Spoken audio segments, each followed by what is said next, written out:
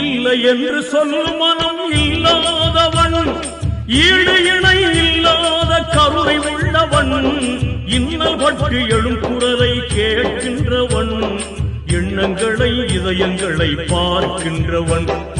இறைவனிடம் கையேந்துங்கள், அவன் இல்லை என்று சொல்லுவதில்லை.